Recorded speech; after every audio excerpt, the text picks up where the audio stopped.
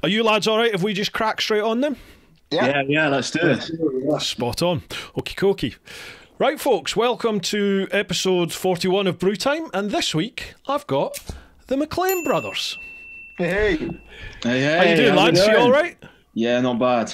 Excellent. Well. So we have, in order of age, don't know about maturity, but we have age. We've got Ewan, Jamie, and Lachlan. That's right, isn't it? That's correct. Yeah. Folks, Smash if you're not aware, these lads are the mentalists who last year, wasn't it? It was the 2019 to 2020 Talisker Atlantic race. These gents rode across the Atlantic from basically La Gomera in the Canary Islands all the way to Antigua. It's about 3,000 miles. That's right, isn't it? That is correct. And you did it in 35 days. Rowing. Like you do down the pond. Gents, normally I have people on here who, it's generally always around motorbikes, just because I tend to be motorbike daft. But my sort of tagline is, big backstory to it, is live your life. And I heard about you lads, I saw what you've done, and I need to chat to you. So that's enough of me babbling. How about, can I throw the floor open to you guys initially? Just introduce yourselves and what's your names, where'd you come from, and what have you done? And then we'll go from there. Sounds great. Well, Bruce, thanks so much for having us to start with. Pleasure. No, I'm looking forward to it. I've got a beer and a whiskey lined up so we can chat Good away. work. Everyone arm themselves. Yeah. I'm Ewan. I'm I guess the eldest of the three. I'm an engineer in my day job, currently living down in Malmesbury, which is just outside Bristol. Yeah, that's me. I'm Jamie. I'm the middle one. I am 27. I had to think about that for a while. And I'm going to be honest with you, Bruce. I don't really know what I do. I do a whole lot of stuff at the moment. It's a mixture of landscaping. I'm currently building a sauna for someone who wanted a sauna. So, wow. Which is very exciting. And otherwise, I studied architecture at the art school in Glasgow. So I suppose that kind of influenced the decision to start doing saunas, more hands-on than just sitting behind a computer. I'll not ask what you got up to at art school.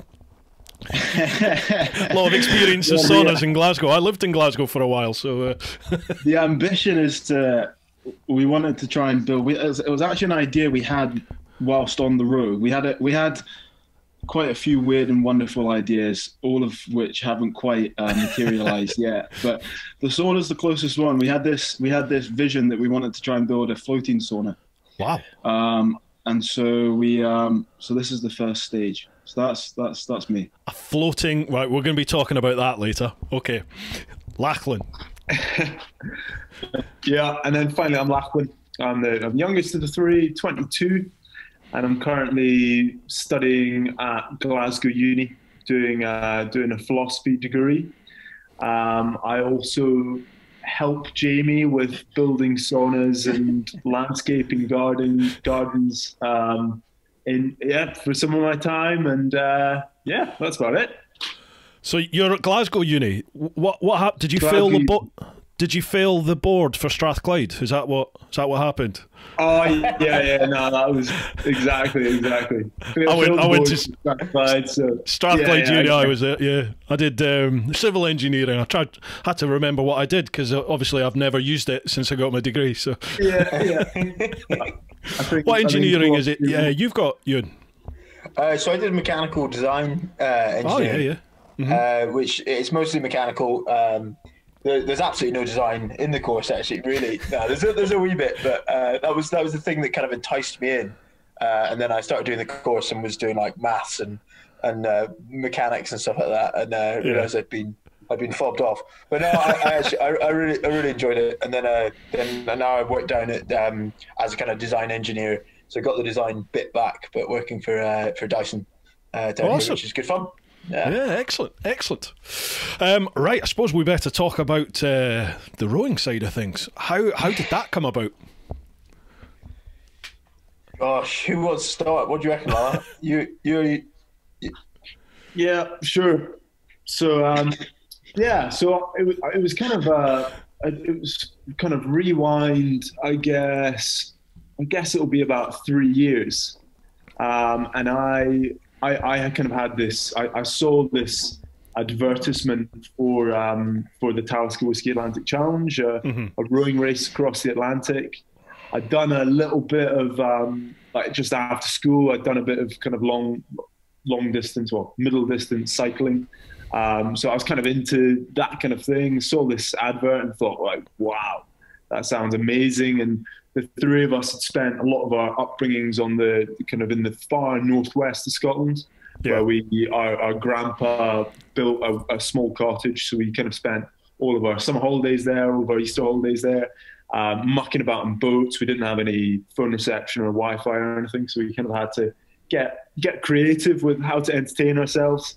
So we kind of had this, I guess, an affinity with the sea, and we'd all kind of dream. I think crossing the Atlantic in a sailing boat was a dream. Yeah. And we somehow came to the conclusion that rowing across would be more realistic than sailing across. Actually, it not only is far more effort, it also costs a load of money. It's really not the easy. If you just want to cross the Atlantic, do not choose to row it, because it's a more difficult thing to make happen. But anyway, I was planning on doing this with a mate. We were kind of early stages, looking at the kind of the registration for the race and stuff. And then I kind of told Jamie and Ewan about it.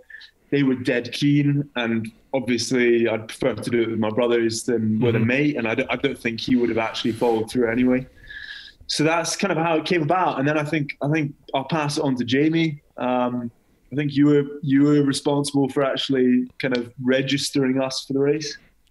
I mean, we chatted about it for a while, kind of passed the idea back and forth, kind of trying to figure out what we'd call ourselves, things like that. But it still seemed like a bit of a distant dream. Yeah. And then I realized that if we were going to do it in the window that we wanted to do it in, which was me just finishing my 4th year of architecture, Lala finishing 2nd year philosophy, there was a window that we could both take years off. And if we were going to fit it into that, we had to register for the following year's race. And the deadline was like in a week's time. So it was just a case of committing to pay the registration fee, and then that was kind of us committed financially. So it wasn't a huge amount, but what sort of time scale's that then compared to when? Are we talking less than a year?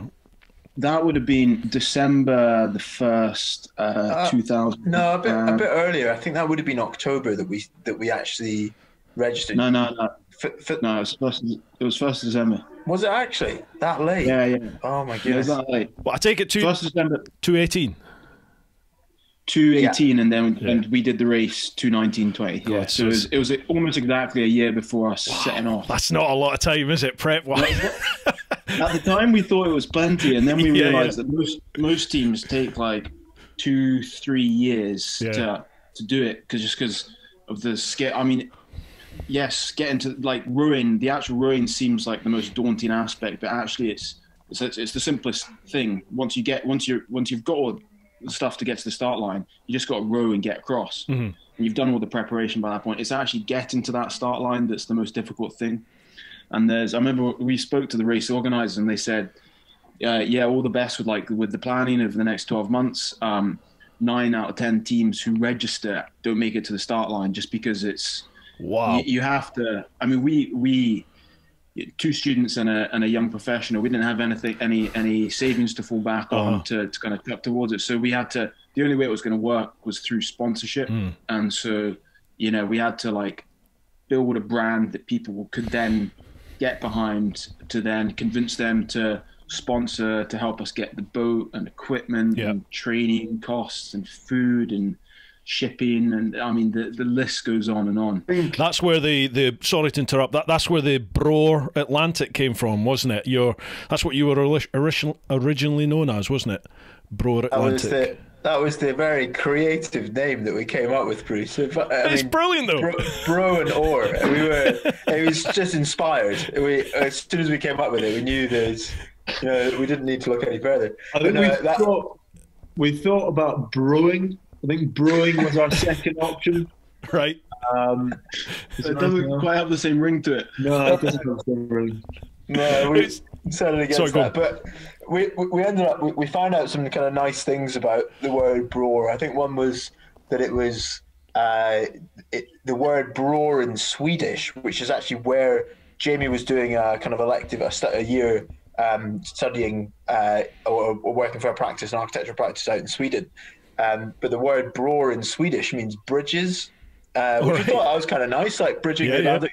And it sounds kind of Scottish, like bro laddies. So we were like, do you know what, we'll go with it. And then there was a lot of kind of, we need to make it look professional. We'll make because we were a pretty unlikely bunch, to be honest. Just three brothers that had, most people that we'd tell about this idea at the beginning were like, what are you on about? That's just mental. You can't do that.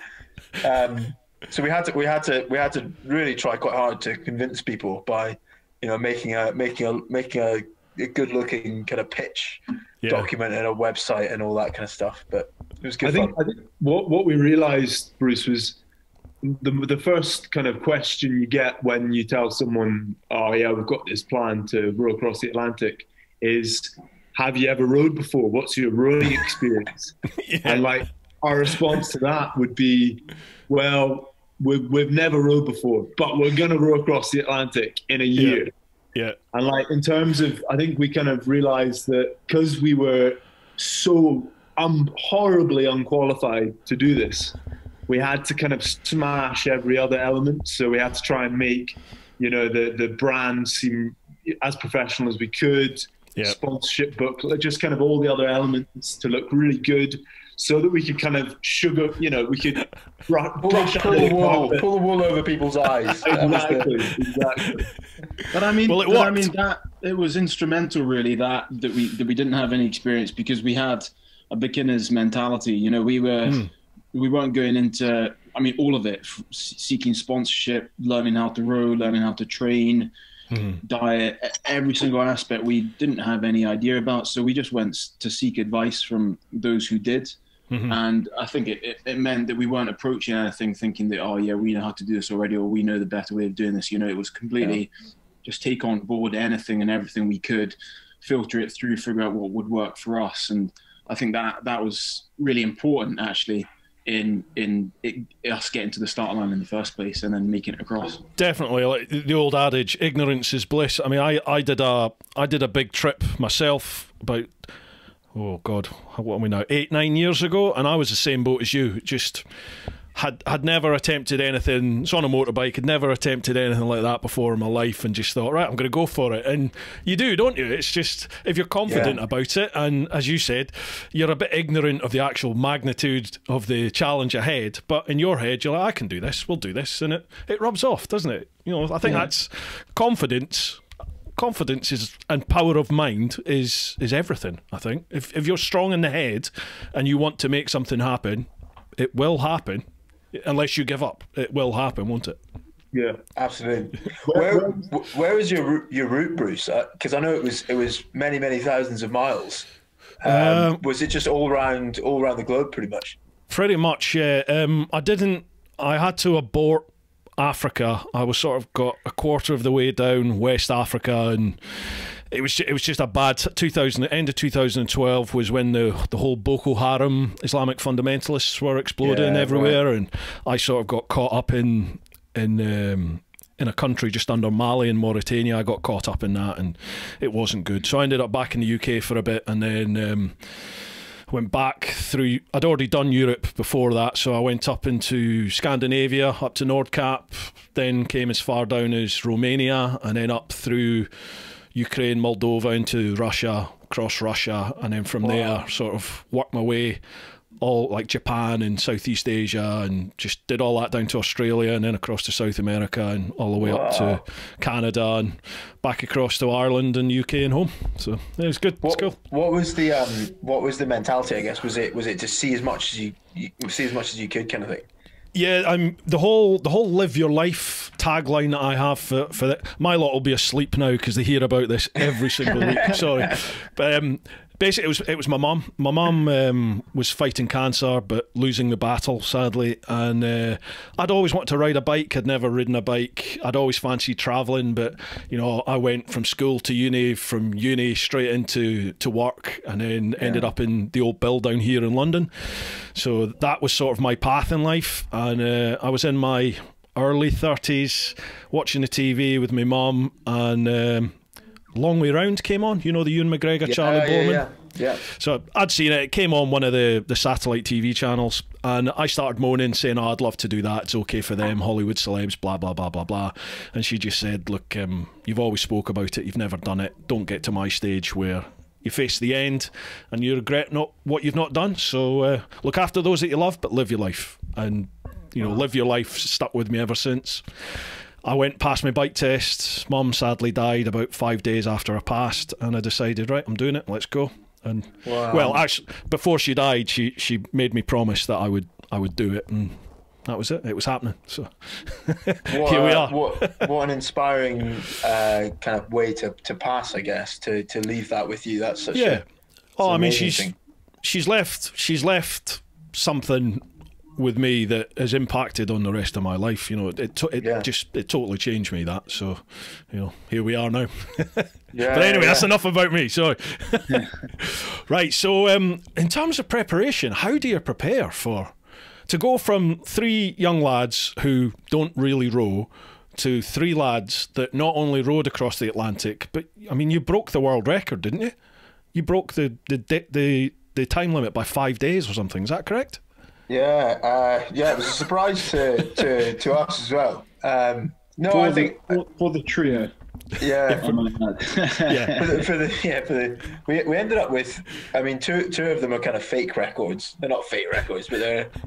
We got first 3 brothers. That was quite an easy one. That we just need to get across to that one. Youngest trio, which I mean, I'm like 29 now, so that was just Lachlan bringing the age down, thankfully, on that one. But then, the speed record, that was I think we were really chuffed to have got that, and it was the result of, I think, quite a lot of things going our way in terms of the way that we prepared and the mindset that we had, and I think just the team that we had. You know, being 3 brothers was I think the biggest asset that we had, and the thing that made us as a team really work really well. You know, being able to know exactly where the other 2 were at the whole time in terms of headspace, but no, preparation wise, gosh, it's a long process. There's a lot of things to consider with a thing like rowing an ocean. I mean, there's obviously getting the boat and raising enough cash to pay for the race entry and shipping and all that, and that all equates to about 120 grand, something like that. So that's a lot. So actually, a lot of the preparation is really just, you know, building skills in pitching or presenting or, you know, speaking to people, and it's pretty. That builds your resilience, to be honest, because you're constantly being, you know, going down avenues and not getting that far, and it doesn't work out, and then suddenly out of nowhere, you know, some money comes to be able to pay for this. And then at the same time, we set a pretty ambitious target to raise we aimed for £250,000 for the charities. For your charities, Which so that was going on in tandem, and then there's all the physical training, which, I mean, that's really pretty intense. I mean, we did a huge amount there. I don't know, Lachlan or Jamie, do you want to talk through that? Because that was a huge amount of our time as well. I bet. It was kind of I guess, multifaceted. So the first thing we were doing, we did this kind of a program with this guy called Gus Barton, who does this. He's the kind of #1 personal. Well, I think he's pretty much the only PT out there who's rowed an ocean and does this course, which is specific for preparing you to row an ocean in the gym. So it's called Ocean Ready is his Instagram tag, but he's a cool guy, worth checking out. He's done lots of cool stuff. But anyway, that was kind of a couple of days in the gym, five days a week, starting with mainly kind of mobility, core stuff, and then through the course of so that it was about for us, it was about 8 months, building up to a bit of strength training, trying to put on a bit of muscle, and then before we left, kind of just kind of more mobility, more core stuff. And a lot of it is also like injury prevention, because you're just trying to, the kind of last thing you want 2 months before you set off is to be tweaking something or another. So you're kind of just trying to form a really strong base so that when you are out at sea, you're not gonna have any issues, essentially. Yeah. And then we also did, we went out to Chamonix and trained with an endurance athlete called Chloe Lanthier, she's a multi-sport athlete. In trail running's kind of her #1, but she's also done, the marathon. So she's done the Marathon des Sables, so lots of endurance events. Wow. I think she's done the Marathon des Sables five times and always been kind of top 5. And what was the other? Mountain biking. So she was in the kind of enduro. I think she was #1 enduro champion. Knows her stuff. She's an amazing lady. She's really got an incredible mindset, but she's also she's actually got a medical background, and she's specialized in biomechanics. So she's not only an athlete, she also just understands the body like no one else. We did this a few days training with her in Chamonix, and did kind of a trip kind of up halfway up Mont Blanc with her, and it was a lot of kind of running based vertical running. So we then integrated some of that into our training. So we were running 3 or 4 times a week. And then the final bit is just getting out on the water in the boat. I was going to say, did you do any rowing or was it just? Yeah, that is. We were told that is the best way you can prepare, and in many ways, the only way you can prepare is just kind of getting out, getting familiar with the boat, but also just being on the water for long periods of time, and your body getting used to rowing for several days at a time. So yeah, it's kind of, I don't know if Jamie, you want to talk about whiskey for water or the likes. Yeah, everyone that you speak to, the main advice is get your boat as soon as you can and get out on the water and get used to the boat, get used to what it feels like, because you can do all this work in the gym, and mobility is obviously important, strength is important, but yeah, nothing replicates what it's like. So we had managed to get enough sponsorship on board by about June. No, it was a bit earlier than that, May 2019.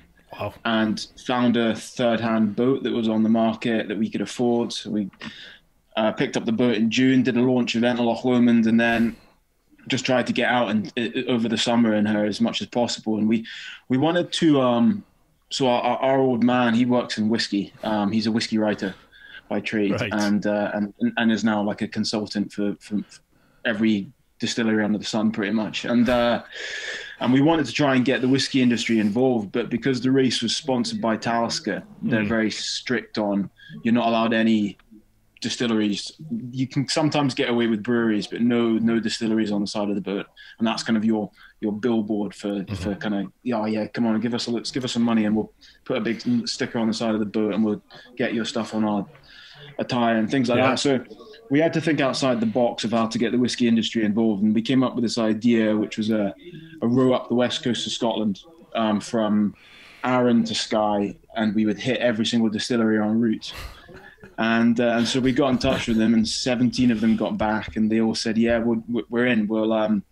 And what we were asking was if they would be willing to donate some whiskey towards the cause, and then our old man with other experts in the industry would blend it. It would sit for a period of time and then be rebottled and sold, and all the proceeds from that would be going towards one of our charities, which is Feedback Madagascar. And in particular, clean water boreholes. They do a lot of installing boreholes because, I mean, it's the water issue out in Madagascar is huge. And so it was, the campaign was called Whiskey for Water, because it was literally a trade-off, Scotch whiskey to clean water to save lives. And it was just amazing. We did this 300-mile row and over 10 days, stopping at all the distilleries en route, just kind of getting photos there. We didn't actually pick up the whiskey. I was going to say, yeah. But, keep you warm. It was amazing, and the weather was beautiful, and seeing Scotland from that perspective was just, I mean, epic. It was just awe-inspiring, and yeah, the whiskey went on sale in July this year, and last year, sorry, 2020. And it's raised 65, 70 grand for Feedback. Fantastic, lads. Well done. So, awesome. So it was not only it was really instrumental, and it was incredibly important period of time getting used to the boat and spending that period of time in the boat, but also for it to be also, you know, go towards something that was bigger than the three of us. That was amazing. Yeah, fantastic. And what was your one charity was the water wells in Madagascar, and another one's that's Scottish based, isn't it? Yeah. So they're both actually Scottish based. Although, Children1st is a charity, and they do a lot of work for kids that have had a abusive background growing up. But yeah, Feedback Madagascar as well. They're actually based in Argyll, so they're a Scottish-based charity. But they obviously the cause that they support is out in Madagascar, obviously, and they do a very holistic kind of approach to their aid. But yeah, the fundraising is Scottish-based. So that's kind of how we got to know them. And you've smashed your target now, haven't you? Was it 250,000 you wanted to get to? That was the aim. Unfortunately, so we obviously had all sorts of plans for events and talks and stuff like that once we got back, but COVID came in and spoiled the fun, which is as it has for everyone, which has been a bit of a shame. So we got to just over 200,000, which we're obviously very, very proud of. But it would have been good to get that last 50k. But there'll be more challenges in the future, I'm sure. So we'll get the last bit some way. £200,000 is an incredible amount of money. Well done. Well done. Yeah, great job. That's awesome. I know how hard it is to to sort of you get these ideas of grandeur in your head, don't you? I thought to myself, I had 5 charities on board, and I thought I'll raise £1 million. That's what I'll go and do. And then after it went wrong in Africa and I came back, I thought maybe £1 million's a bit. I'll go £100,000. I'll go for 100. Easy, no problem. We can raise that. I think I raised about 12 grand, 13 grand. Yeah, but it's still still a really substantial amount, and it's more than most really for raising these cash. It's a really good. It all helps, doesn't it? It all goes in the pot and helps them out. Yeah, definitely. And particularly at the moment with COVID, I know so many charities have been really struggling on the fundraising side. So yeah, absolutely. Yeah. But hopefully we're over this. Hopefully we're over this. I was going to say slight bump, but it's been a year, isn't it? But hopefully we're over this and we're looking over the other side now. We'll see. Look for the positives. Absolutely. Gents, the format for this podcast is normally I post up on social media to say who is coming on, and then people, as we discussed, have the opportunity to leave some questions. We go through the questions. Sometimes they're about, what you've done, why you're here, and other times they're totally random. So we just see where it takes us. Sometimes you end up going down the rabbit hole, sometimes you don't. We'll just see how it goes. Shall we crack on? Yeah, let's do it. Ready. Awesome. Right, we'll go across to Patreon first, over to my clan members. So it's patreon.com/TeapotOne. First one, Darren Phillips. Hi lads, what did all of the guys miss or crave the most from normal life while rowing? Was it food, people, smells, sounds, pets? What was it? It's got to be food. It always is with these sort of things. You obsess over it pretty quickly because you're eating the same thing day in, day out, and it all becomes sort of the same texture and the same taste, and it all tastes exactly the same. And then you long for fresh fruit and veg. That's really like all you want. We actually, Lachlan, he like minutes before us setting off from the start line went up, we actually forgot to bring toilet paper, so we had to go up to the shop to get the bog roll, and thankfully he came back with 4 rolls, which is of course awesome. That's all you need. One sheet and a finger, that's it. But he also came back with a huge unripened mango, green mango. I think Bruce, I think that just explains my my kind of frame of mind just before we left. Yeah, I was obviously just panicking in the shop, like, right, that'll do. 4 rolls and a mango, let's go. Not entirely sure how you're going to use a mango for that, but absolutely panic. We kept the mango in the bilges and then had it on Christmas Day, and it was the best mango any of us had ever had in our lives. Awesome. We did this very strange ceremony where we took a set of bagpipes with us, and so we got the pipes out, piped the mango around the boat, or didn't really pipe it around the boat, piped it on the deck, and then Ewan did this bizarre address to the mango, and then we sort of gorged ourselves on mango, and it was that taste of fresh fruit blows you away, hits your taste buds like amazing. And it was on Christmas Day as well, actually. It was on Christmas Day, so I think from now on this year we had a mango on Christmas Day, so I think that's going to be like a family tradition from now on. Definitely, yeah. In a couple of generations' time, someone in your family will be like, "Why do we have mango on a Christmas Day?" It'll be like lost in translation. I have no idea. Going on with food, I mean, you guys were literally you in these sort of rows. It's literally what, 2 on, 1 off, 2 hours rowing, 1 hour off, or did you do 3 and 2 or 2 and 2, or what sort of shift pattern? So we did something.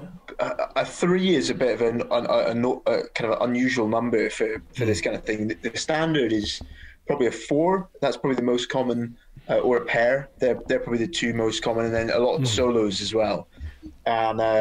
And you do get 5s as well, quite a few 5s. But 3 is really an unusual one. And the solos and the pairs, they're in the same boat essentially. It's the same design. And the solos, they just do whatever they want. You know, some of them row really ridiculous shifts. Some of them do they row during the day and then they sleep, and they do like 6 hours of sleep or whatever. Mm-hmm. Pairs, they quite often swap, so they'll do like 2 hours on, 2 hours off. And that's the same for the 4s as well. So because there's 2 of them, they'll just swap in and do 2 hours on, 2 hours off. Yeah. The 5s, they kind of mix it up a bit. They just get an extra person on the oars. For us, you know, we kind of knew going in that we were much smaller than a lot of other teams. You know, we had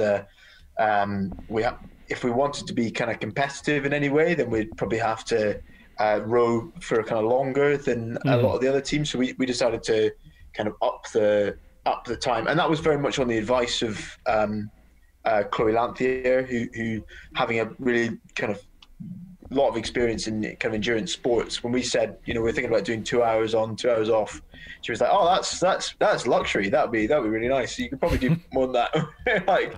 Okay. So we went for it. We did roughly 2 on, 1 off during the day.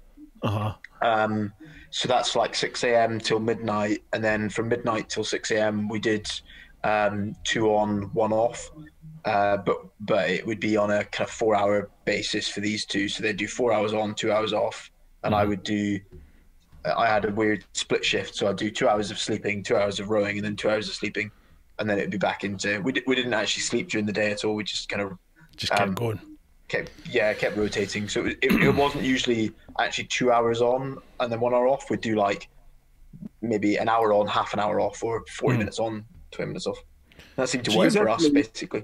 Essentially 4 minutes of rest. So like 4 minutes, bloody hell. Essentially 4 hours of rest. So like each of us had a 4 hour window of sleeping between 12 at night and 6 in the morning. And then throughout the day, it was roughly 2 on, 1 off. So you're going to be burning a phenomenal amount of calories every day. That's what, when you were talking about food, I was thinking, how the hell are you keeping yourselves fueled for 35 days? I mean, some people are, well, there's people still out now, isn't there? 60, 70 days in, they're still doing it, some of the solos. I mean, how do you carry so much food? Is it just chocolate and calorie heavy food? Just get anything in you?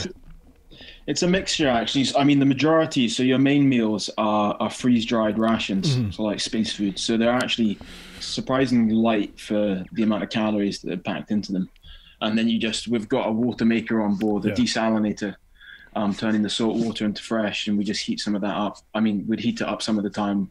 Other times we just have it cold and rehydrate the food. Otherwise, we had some chocolate. We had loads of nuts, fruit and nut.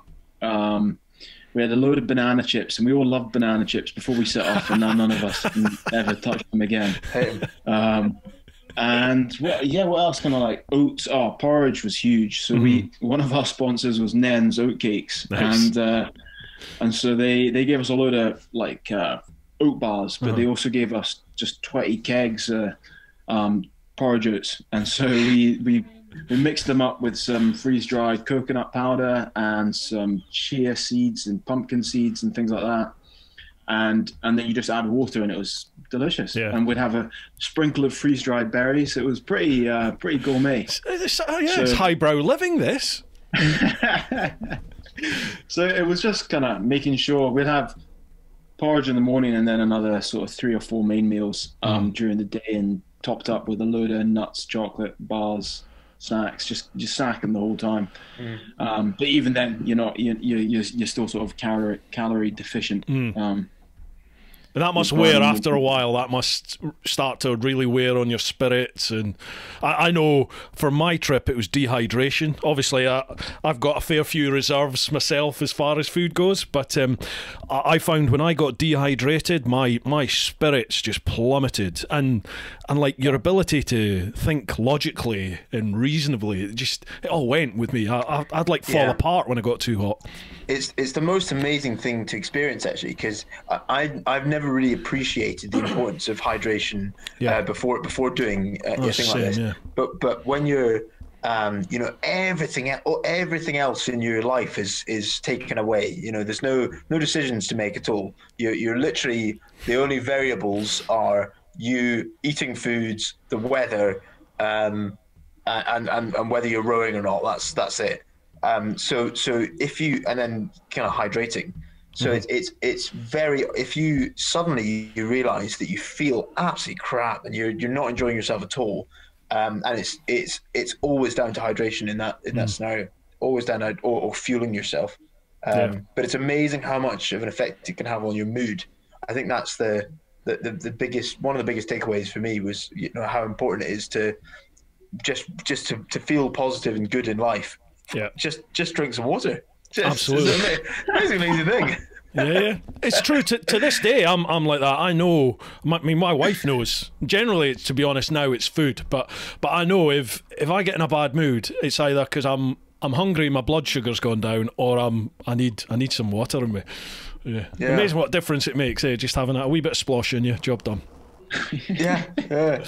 Have we had that kind of test bed though, where we were just repeatedly, and the only thing that's changing is you've just forgotten to drink your water bottle or whatever, and suddenly you feel terrible. It's it's bizarre. It's amazing. So how many litres of water were you going through every day then? About, what was it? About 10 litres or 7 litres ish per day. Wow. Each, something like that. Yeah, sometimes less. We had to ration it a bit. We had some troubles with our batteries and electrics on the boat. So there was a couple of points where we were having to. We even had to pump water at one point, but didn't last very long. The most of it was, just rationing it and making sure we didn't go through it too quickly. I had some mates at work when I'm not in the old bill anymore, but when I used to be in our sort of public order division, we had 4 instructors there who took on the Talisker challenge. One of them had a very ill kiddie at the time, so they decided to try and raise some money for it, for the cause and everything behind the charity that was looking after them. So they went to do it and they completed it, but they got disqualified because they had to accept water from is it the support boat? There's like a follow boat, a safety boat or something that comes by. Yeah. Well, their water maker, their desalinator broke sort of halfway along or 3/4 of the way along, and they just couldn't get it fixed, and they didn't have any fresh water left, so they had to take fresh water from this boat, and then obviously that disqualifies you apparently if you take. So they still did it, they completed it, but they were disqualified. It's a bit tough because I mean, obviously it just makes it not, I guess, not an unsupported row, but at the end of the day, you're going through the same kind of thing, and water is so essential. So I know that they've changed the rules not so long ago, that if you go in, you've got ballast in the boat to just in case you have an emergency and you have to, your water maker stops working, which it makes the boat a bit more stable in big conditions, but also it gives you a kind of a reserve, so that if you do run into trouble, you can drink that water. And it used to be that if you drank that water, you'd get penalties. But what was happening was teams were running into trouble and then refusing to drink the water, and really getting themselves in, a really dangerous situation where it could go pretty bad, and so they changed those rules now. So I think if you're in a tough situation, you're allowed to, as long as you tell the race organisers, they'll let you drink the water. But yeah, I remember watching, is it Ben Fogle and James Cracknell when they did it 10, 15 years ago? They had that, didn't they? I think they had battery issues and they had to crack into the spare water. Exactly that, yeah. Right, next question. Bob Hawley. Hello to you all. Hope all is well. Some people wish they'd done things. Some people talk about wanting to do things, but only the select few actually do it. What do you think is the main difference between people who talk about wanting to do things and those who actually go out and accomplish what they set out to do? That's a good question. That's a tough one. If you tell enough people, then you're socially obliged. That was certainly one of the reasons that we found ourselves in. That's what, as soon as you put it out there that you want to do it, like put it on social media or something, that's it, got to do it. Yeah. I think I think that is actually part of, I don't know, that would probably be part of my answer. Just like we were kind of clear on deciding that we were gonna, we wanted to do it, and we registered for the race, and as you say, like as soon as you tell 2, 3, 4 people, you just have to do it. Otherwise, you forevermore will be the guy that didn't do that thing, Yeah. So I think like for us, we decided that it had to happen, and that we just had to figure out a way of making it happen. So I think having that mindset meant that when we didn't, a sponsor didn't come on board after negotiations, or something went wrong, it didn't mean that we had made a bid on a boat and we didn't get it. It didn't mean that we weren't going to do it. We just had to figure out another way of doing it. I think we were that was advice we got from a family friend early on. Like if you just decide it's happening and you have to figure out how, I think that was a good kind of a instrumental in actually making it happen. Yeah, absolutely. I've always said it on my channel. It's the only certainty when you choose to do something like this, whatever challenge that is, the only certainty that you'll not make it is when you give up. And as long as you, as you said, as long as whatever hurdles come your way, keep your eye on the prize and figure out that way round, over, under, whatever it is that's in front of you, and just keep going. You're like, keep rowing, you'll get to the end. Keep putting one foot in front of the other, you will get to where you want to get to.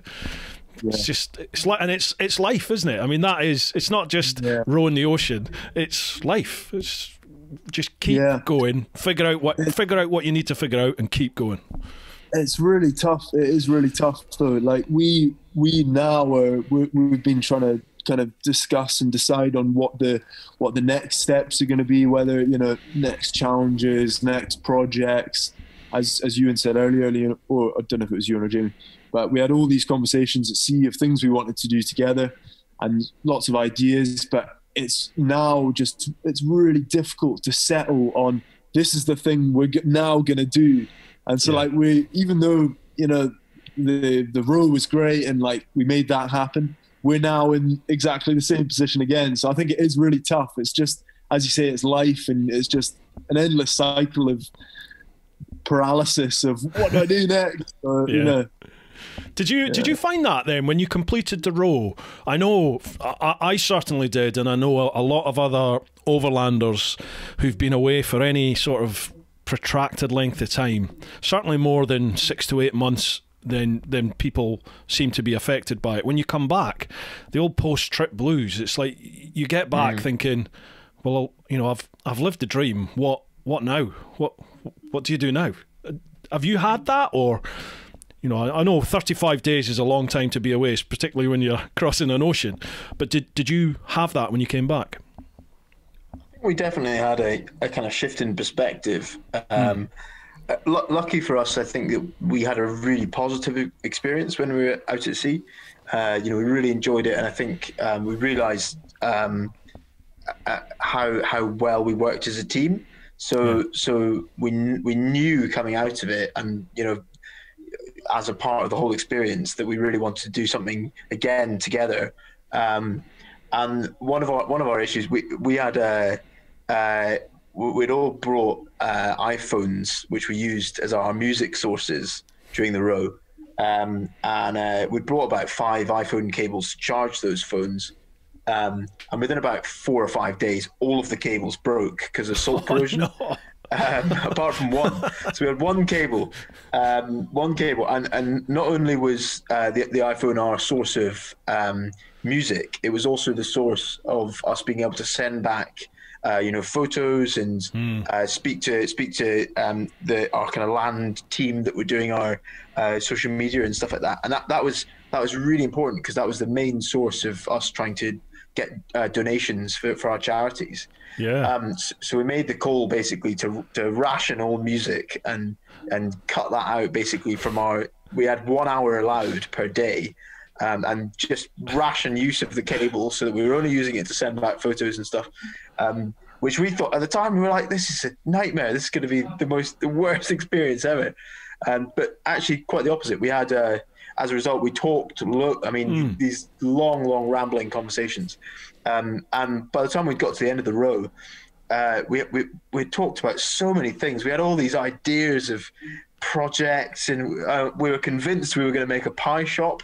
That was one of these ideas, but all these ideas for challenges, and we've been slowly kind of working through these things and trying to decide, you know, what's the most important to us, and what I guess resonates with us in terms of what we want to do next. But it's a challenge for everyone. I think it's so difficult to know what that move is.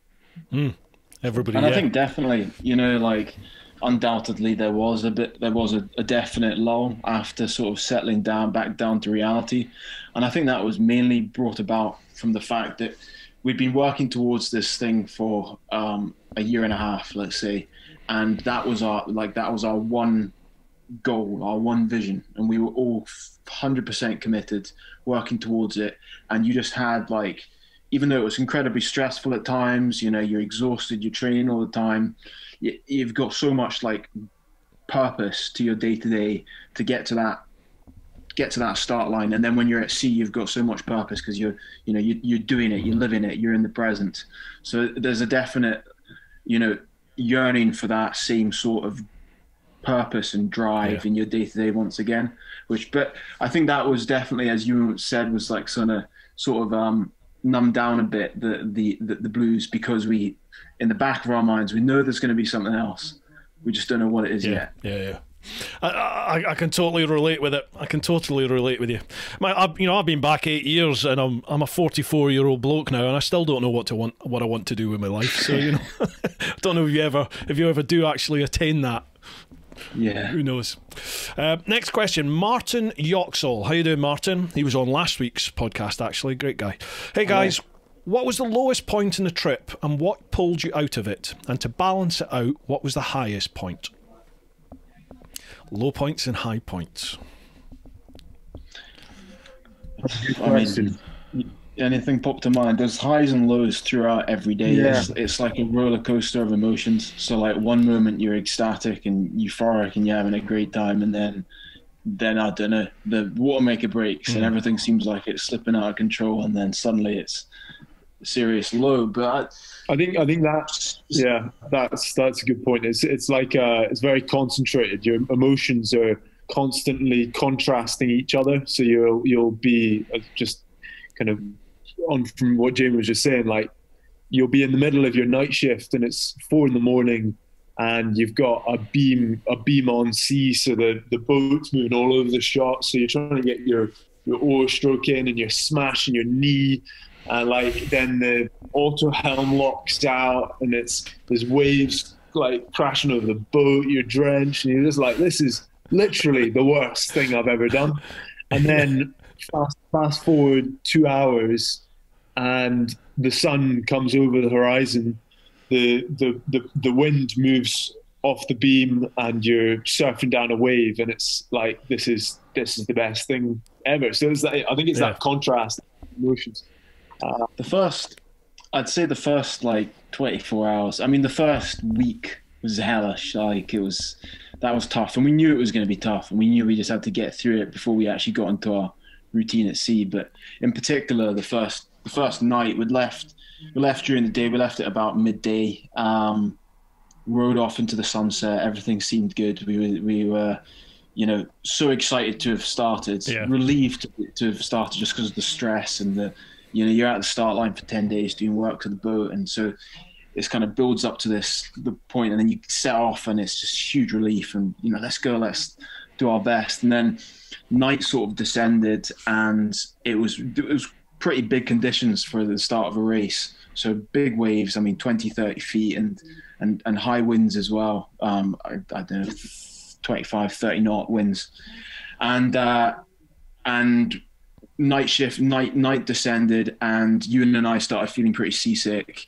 Lachlan was on the oars.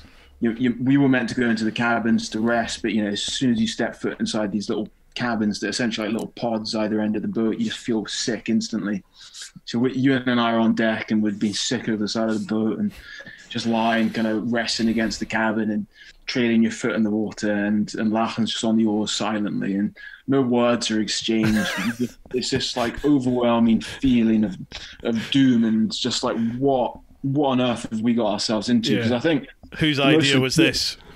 Yeah, Lachlan. I think the reason for that was that the most important thing for the three of us was that we were going to try and enjoy it. We wanted to, we really, we'd spent so long, put so much time and effort into making it happen. Is imagine going out there and hating it. It would just be like the most biggest anticlimax ever. Yeah. So we were, that was in the back of your head. What happens if I'm actually going to hate this? And then it seemed like in that first night that if it could have quite easily been another 30, 40, 50 days plus of that. And if that was the case, it was going to be horrible. It was going to definitely not be worth it. Seasickness. I never used to get seasickness, and then I think when I was in my mid-20s, at work, I organised a day out, like deep sea wreck fishing. Got everyone out, because I was a fisherman from Scotland, so I was getting all these soft southerners out on a boat, and we steamed offshore, and literally, as we hit the mark, my guts just went, and I was like, oh no. And that was me for 8 hours, literally lying on the deck, throwing up. I have never felt so bad in my entire life. And since then, I look at the bath and I get seasick now. So it is a horrific experience. Yeah. So God knows how you went through that on that little boat. It was a real scare, actually, because we've done a lot of, I guess, kind of dinghy sailing, and spent a lot of time on wee fishing boats and stuff like that growing up, and none of us I've never been seasick before or after, and it just came out of nowhere on that first night, and I don't know whether it was a build-up of the adrenaline and being in conditions like a completely alien environment. You don't see 30-foot waves on the west coast of Scotland. They just don't exist. So these huge things just coming out of the darkness and just smashing the boat, and then us to be feeling really, really sick. And you can't go inside the cabin. As soon as you go inside the cabin, you feel just 10 times worse. So we were stuck outside on deck, getting splashed by these huge waves, and you know, weren't able to sleep or anything. And that first night, we were just like, this is the most miserable thing. What have we done? I mean, we can laugh about it now, but at the time, it was just. I mean, it's just like what nightmares are made of. The mere thought of that. Oh. And then high point. Yes, back high to point. that question. Yeah, high point. I would say for me, high point probably in the last week. We had a really approaching Antigua. We kind of started fast, so we had a lot of breeze, and then we had over kind of New Year. There was a period of very, very little wind, and it just makes rowing, because the trade winds are kind of carrying you across. So by and large, you're going with the wind. So it's when there's no breeze at all. It's like rowing through cement. It's really, really heavy in contrast when you've got wind behind you. So then in the last week approaching, we got some really good weather. We were all just like very used to, our bodies had adapted to the kind of cycle of life at sea and the shift patterns. We weren't exhausted. And I remember there were a few days when we had some real big waves, like 40-foot waves. And like we'd kind of heard, we hadn't had that big for the whole of the kind of first 3/4 of the crossing, but people had told us about these conditions before we left. So I remember there was a really cool point where I was like, this is what a 40-foot wave is. And you're kind of like, and it's like, they're not steep waves. I think when you say to people it was a 40-foot wave, which is like whatever, twice the size of a double-decker bus, people imagine a steep wave coming up like that. But they're not. They're rolling. They span over a couple hundred, up to 100 meters, couple hundred meters. So you're like tap up one side, and in those conditions, you only really want one person on the oars. And like if you hit your final stroke coming over the crest of the wave with going down, you would kind of final stroke, big powerful stroke, and then you sometimes catch and you go into a plane going down this massive wave, and you feel like you're in like computer, like some kind of video game. It's like and you'd be surfing for up to a couple hundred meters, and that was epic. Really, really fun. I bet, especially knowing that you're coming towards the end as well. Exactly. That must be such a buzz to think, we're getting there. Awesome. Yeah, you've got 7 days till you've got a bed to sleep in, and your family's going to be and food. And pies. Pies. Next one, Nick Turnbull. Please, can I ask the brothers how much is any crossing down to the physical effort of rowing, and how much is luck with the currents and wind when achieving record-breaking crossings? And is it easier to row west to east with trade winds rather than east to west? Good question. So I guess so the standard route is going west to east and following from the trade winds that we did. You can do the North Atlantic and do the east to west route as well. There's a guy doing that soon, isn't there? There's a British chap. So the season for that is probably, so it's the flip side of so this time of year now is doing the west to east, and then kind of the other half of the year you do the west to east. Right. East to west, you mean? Oh, sorry, east to west. Yeah, sorry. But I think generally speaking, the faster route is down doing the east to west route that we did.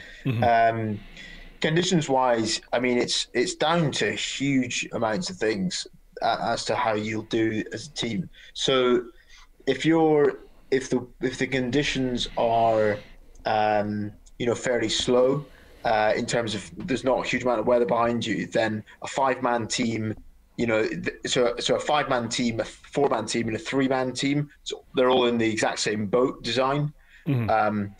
So in those conditions, slower conditions, a 5-man team is going to do way better because they can have more power on the oars consistently. But a huge amount of it is down to what the trades are doing, what the weather is doing. Currents, not so much. There's a bit of current that goes with you in the trades, but mostly it's down to wind and wave direction. And so then it comes back to we did well, partly for doing longer shifts, partly for being a really light boat. You know, so funny when we arrived at the start line. You know, we were met with all these many guys that come from a rowing background. So, you know, they're 6'2", 3, 4, 7. You know, huge guys. Many from a military background. All kind of they'd been in the gym for quite a bit of time and put on a lot of weight. You know, strategy in ocean rowing, generally speaking, is to put on as much weight as you can before you leave, because you'll lose a lot when you're at sea. Well, I've been in training for about 20 years then. Yeah. Yeah, I know, spot on. But we had a very different tactic, and again, this was based on advice from Chloe. And we went out really. I mean, we were the lightest we'd ever been. We were super lean, and so I mean, some of the guys were stepping on the scales at the weigh-in at the beginning, weighing in at like 10, 20 kilos, big guys. And I strolled up with this colossal mass of like 68 grams, 68 kilograms. Not 68 grams, that's what we meant. But that's, so we were very light. And with not only your body weight, that's how they calculate the amount of food you need to bring. So you need to bring, for us, for trio, it's like 65 calories per kilogram of body weight. And then they do a multiplier based on how long they think you'll be at sea. So because we were all really light, we had a lot less food to bring with us. And then on top of that, we were obsessive over cutting down every single possible gram that we possibly could in every area of the boat. And that's all just preparation, I guess, making sure you've got the right equipment. So I think and the lightest equipment you can have. In summary to all that, to answer the question, it's there's so many different elements that not one is kind of, I mean, weather in general, if the weather's against you, then you're hooped. But if it's with you, most of the way you're going to have a faster crossing. Yeah. But I mean, there's so many other factors that play into that. Weather dependent, weight, whether you've rowed or not, whether you get seasick or not, whether you have technical failures or not, your ability to perform well in extreme environments, or I mean, even goes down to whether you've got a good weather router who can kind of predict the weather that's coming and take you, trying to avoid any low pressure zones and things like that. So there's a variety of different things. I was going to ask there about plotting your route. Is that entirely dependent on the weather? Like if there's better weather over that way, do you just aim for that way, or do you just keep going no matter what? Yeah, it's I mean, it's similar from like a sailing event, because you're moving that bit faster, you can kind of chase the weather. But doing in a rowing boat, you're doing like 3 knots. I think our average was 3.2 knots, which is very slow. So mainly, although the weather routing is really important, and it's mainly just like how far south you go, because you kind of, from the Canary Islands, you go south and then you get into the trades and then turn, kind of go west to Antigua. So yeah, it's also like what you can expect. It's not like chase that weather system. It's more like you're probably going to get this weather in a couple of days' time. Yeah. Cool. Oh, when you were chatting earlier there, Ewan, you said about 68 kilograms. I started laughing because I was thinking I was just over 70 kilograms when I left primary school to go to the academy, to secondary school. I was 10 years old, 10 and a half, and I weighed 71 kilograms, I think I remember. I was the scrum at school. Yeah. Next question, Andy Wilkinson. Well done on the achievement, lads, and also the money raised for great causes. Seasickness has to be one of the worst feelings known to man. Was this an issue for all of you? And whilst I like the sound of consuming 12,000 calories a day, surely this must also been a challenge if you were suffering.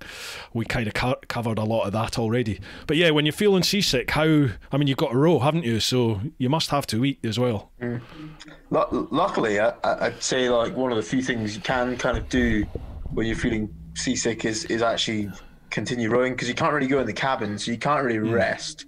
We didn't really have it that bad in terms of for a protracted period of time, which was quite lucky. Some teams, you know, the Mad Giraffe, the other Scot that was in the race, John Davidson, he had a real tough time. I think he was seasick for about 17 days straight, something like that. He lost a lot of weight, didn't he? Yeah. So I think it was, what was it, 28 kilos, Law? Yeah, wow. He lost, over a quarter of his body weight. He was 100 kilos when he left, yeah. So he had like seasick. Basically, if anyone else was had his crossing, they would have pulled out, because he was starving for a long period of time. He couldn't eat anything, but he's a very determined man and was very unwilling to give up. So he's an amazing guy. Yeah. So that's that strength of mind that we were talking about, isn't it? Just keep going. Yeah. Dodsey, what happened to those hands? Oh, that's the picture of the rowing hands. That's the typical picture, isn't it? Yeah. Gosh, they were my hands. Yours. Yeah, it's tough. So you for the first half of the race, at least, we were pretty good at maintaining our bodies. So if you start to get a blister, you kind of you look after it, and you make sure you kind of try and relieve the pressure a bit, or you use pads when you're rowing for a bit. Yeah. But salt corrosion and just the continued effort, it just wears away. And I think we got to a point there was probably about 10 days before the end when we started to know, right, okay, the weather's going to be good. We're on the kind of home stretch now. As long as the weather patterns don't change, it should be, straight on from here, pretty straightforward. Yeah. And I think my mentality certainly started to, in terms of maintenance, started to drop a bit, because it's so important to make sure that you get the salt off your hands, get the salt off your bum, off your skin. It's really, because otherwise you get these salt sores, which can really, they can stop you rowing. And I think I got a bit lax, and it just caught up with me. And by the end of the race, they were looking pretty grim, I must say. But it's amazing. It's because you're in that situation, you're just constantly exerting that effort, and your body just can't. It doesn't go into a state of repair at all. So you pick up a small nick or a small blister or whatever, and it just doesn't go away. It just stays there for the whole month. So they just build and build and build. But it's amazing. As soon as you step foot on land, they start to heal immediately. And after a few days, it's all starting to look a lot better. But it was looking pretty bad for a while. You were saying there about the salt sores. There's I can't remember his name. Is he an ex-Irish rugby player? He's got a podcast called Deep Roots, and he did the Talisca. Damien Brown. That's him. Yeah. Yes. Yeah. And he suffered really bad, didn't he, with his arse on it? Yeah. Oh, they were horrific. That he's put up on his Instagram. Oh, it's terrible. Isn't it? Yep. He's got a fantastic Instagram to follow, actually. I love catching up on his stuff. He's absolutely brilliant. Talk about strength of mind. I mean, that bloke takes it to a whole new level, doesn't he? Just phenomenal. One of these people where, I mean, he just keeps going, doesn't he? If it's something he wants to do, he does not stop. Deep Roots, it's called, folks. It's well worth checking out. Next one. Pete, are you guys okay for time? Yeah. Sweet. Next one is a guy called Pete English. Pete is a regular on the pod. He's been on the podcast himself. He's got a bit of a knack of coming out with some quite obscure questions at times. So let's see what he's come up with. Hi guys, hope you're all fitting well. Question: If you had a time machine, which part of your life would you go back to, not to change, but to enjoy for a second time? I swear he smokes stuff, honestly. His questions are awesome. No, that's a great question. So it is. One of my favourite films of all time is About Time. I don't know if you've ever seen that. No. I absolutely love it. And the crux of it at the end is that you should live. So it's a kind of a fiction thing about time travelers, and the guy goes back and relives parts of his life. And at the end of the story, the whole thing is that you should just live your life like, you know, the best way you possibly can. Absolutely. Each time you go through it, and it's a really nice moral of the story. So yeah, I'd recommend watching that if you've not seen it. About Time, right? About Time, yeah, it's a lovely film. But I'm trying to think, what bit would I go back to? There's certainly parts of the road. There's certainly parts of the road that I would go back to in a heartbeat. Yeah, maybe not the whole thing, but and they're probably you know, in about 2 or 3 hour chunks. But there's a good few in that for sure. Yeah. I remember the bells. So like rowing into the new year, and listening to. I'm a big fan of Bob Dylan. Yeah. Listening to Desolation Row by Bob Dylan. Yeah. We just had a hot chocolate, which again is like gold dust at sea, and that was, I mean, really probably one of the best moments ever. But apart from that, probably some point of childhood. Probably we, as I mentioned earlier, we spent a lot of our childhoods on the kind of northwest of Scotland, where we've got this small cottage. So probably something up there, just mucking around on little boats and jumping off coastal cliffs, doing some fishing. That would make me happy. Innocent times, isn't it? It's only now. It's only when you get older that you realise and appreciate the time you had when you were young, when you didn't have any cares, did you? You had no worries. 100%. I mean, the arrival in Antigua was epic, truly epic. But I'm trying to think of any moments that weren't in the row. And actually, one that springs to mind is I did this shortly after leaving school. I was at uni, and all of my flatmates, for some reason, they all played the bagpipes, and there was 4 of us.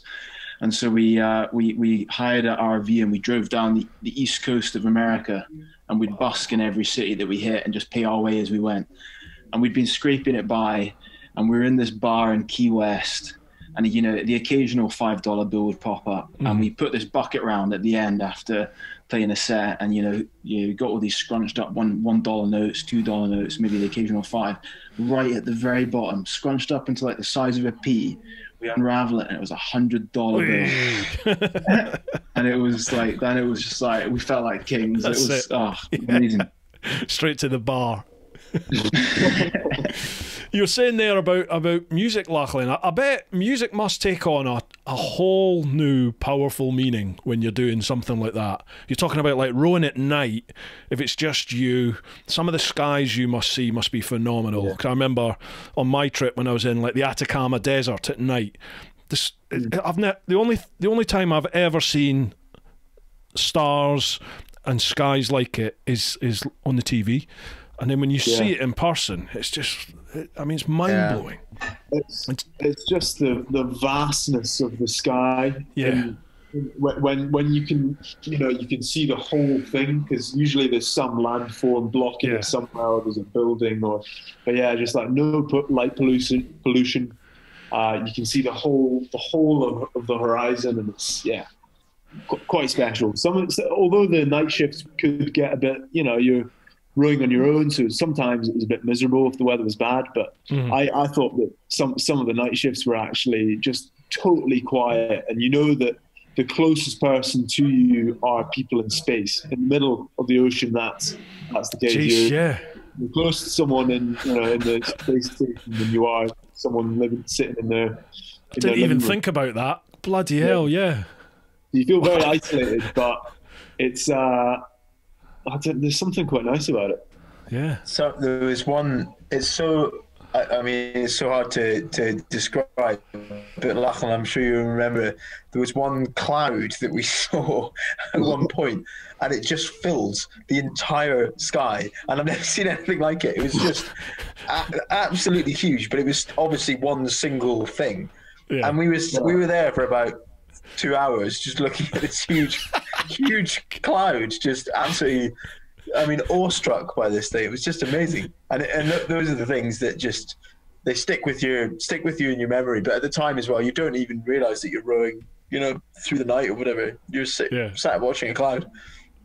One of the best things music-wise was definitely Lachlan's decision pretty early doors to he made a playlist, because we were rationing music. We could only maybe listen to an hour of music a day, and we'd save it for the evening going into the night shifts, psych ourselves up.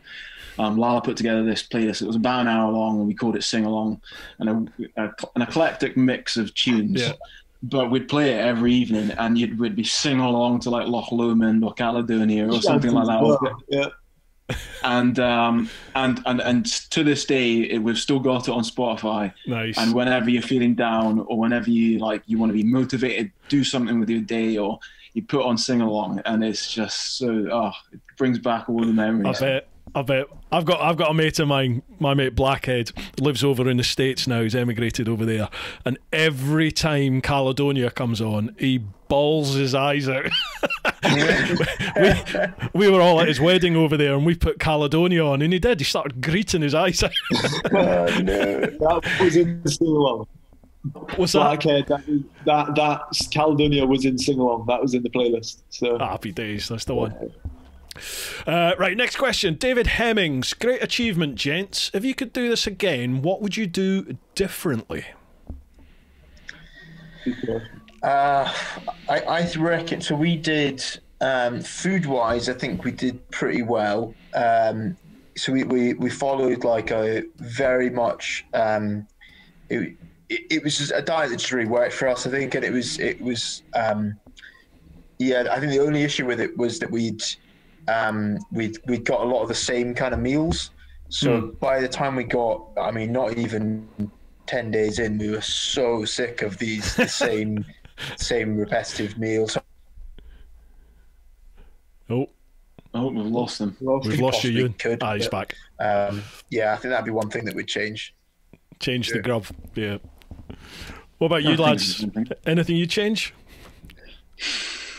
You'd fly. Oh, I'll tell you what, I would change one thing, and that would be I would take a good fishing rod with me. Yeah. That is something that I will regret, because you can see there's all these marlin and there's sailfish and there's all this marine life going on, and we didn't take a fishing rod to save weight.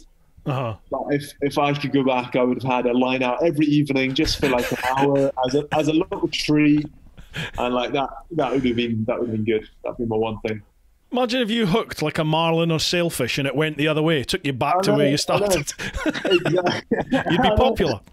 But you take the gamble, it might go in the right direction. That's it. Yeah. Did you have any incidents with marlin strikes in? Because I know they had quite a few this year, didn't they?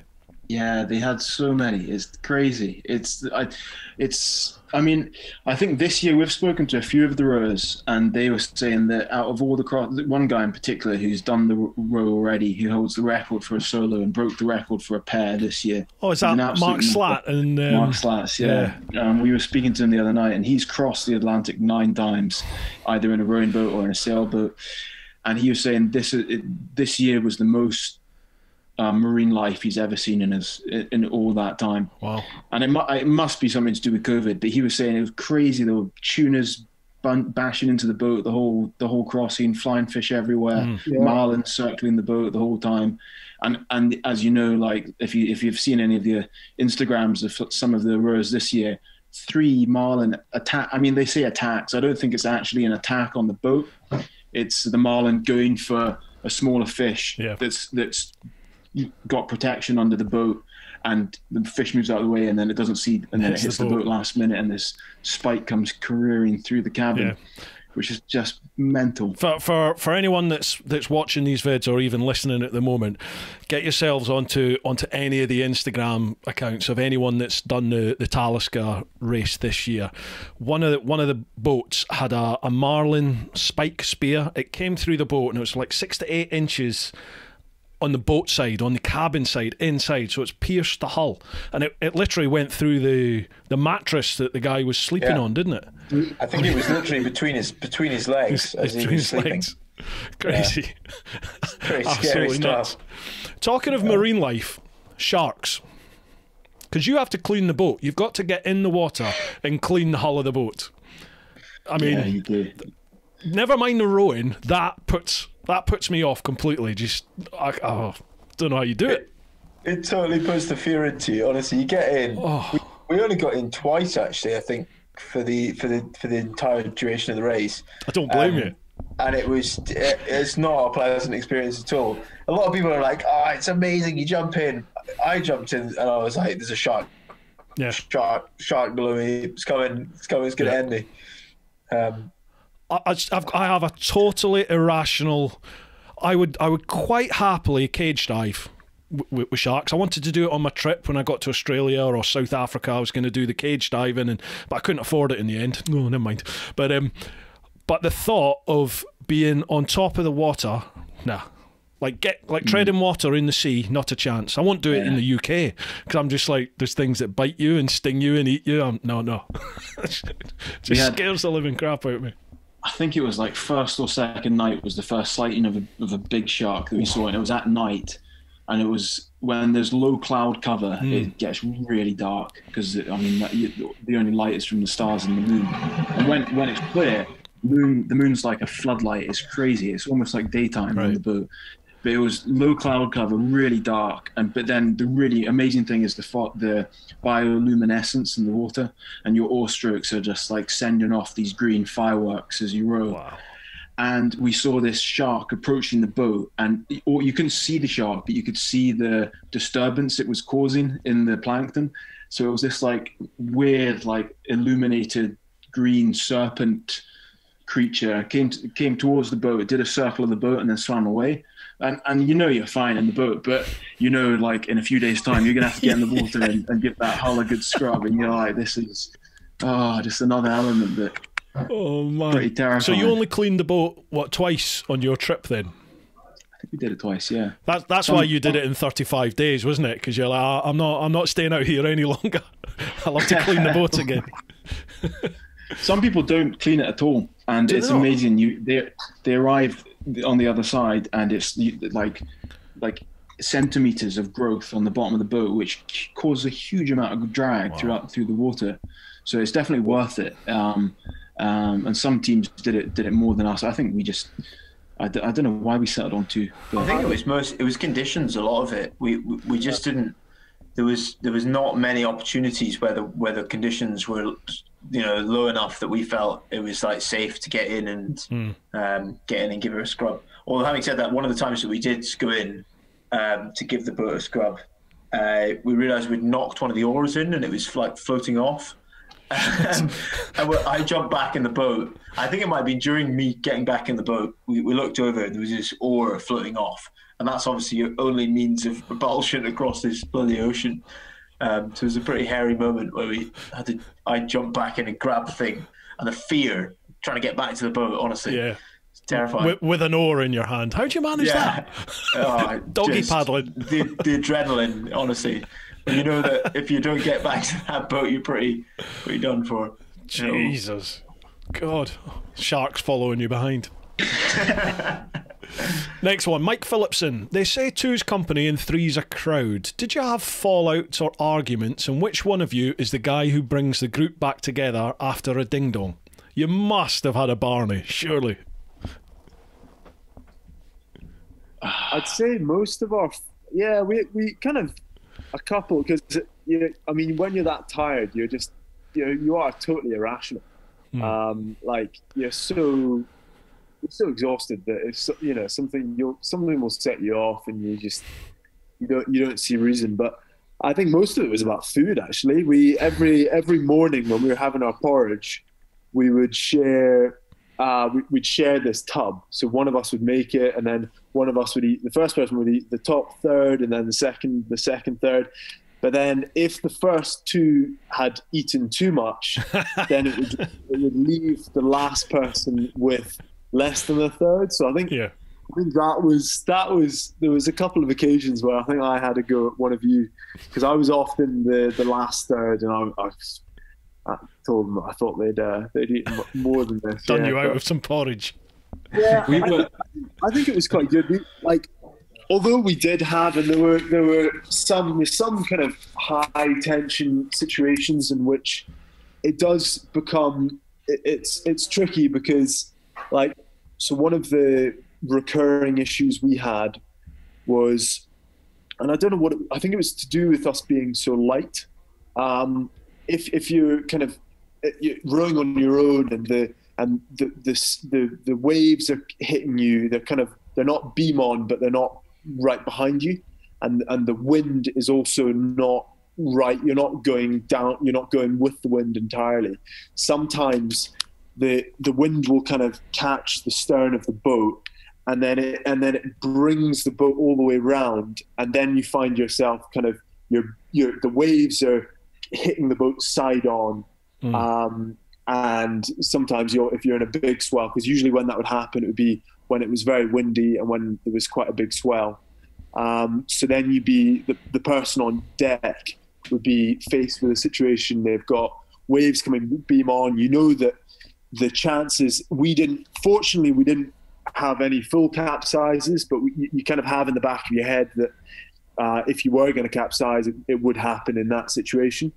And then that's kind of coupled with the difficulty. You can't, in those situations, the golden rule is that you don't, when you open up any of the hatches, just to get out of the hatch, do it as quickly as you can and then shut the hatch. So don't leave the hatch open, because you got to keep it watertight.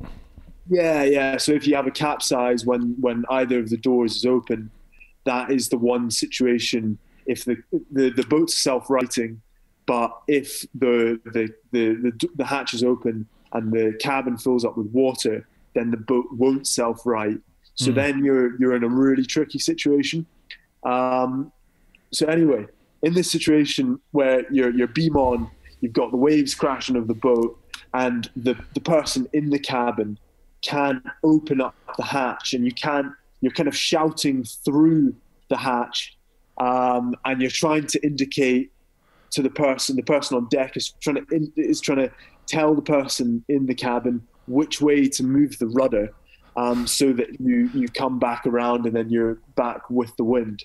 Right. So it's kind of, there would always be kind of like a communication barrier there, where the person on deck shouting to port, or to starboard, and the person in the cabin is kind of not able to properly hear. They're kind of shouting, what are you saying? What are you saying? And then it's very easy in that situation to not kind of lose your shit when you're the guy on deck. Yeah. So is there any one of you, one of the three, who is like the peacemaker, or do you all sort of fulfill that? Does somebody always recognise, all right, you're a bit tired and emotional today, we'll give you a bit of slack, or how does it work? You just get on with it, I would probably I think we didn't really have a captain on the boat, so it was like everything was decided by democratic vote. Just whoever majority vote always wins, and I think that meant that sort of we were all sort of level-headed. We would listen to each other. I think out of the three of us, probably Lachlan's the most sort of level-headed and grounded, wise beyond his years. Welcome back, Ewan. Welcome back. Sorry about that. My mindset's a bit unstable. No worries, no problems.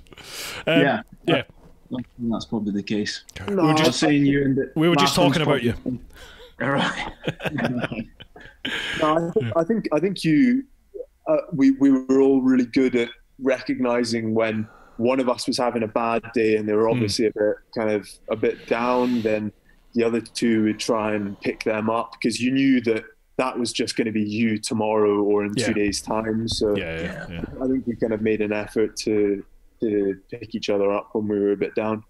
Awesome. Yeah, absolutely.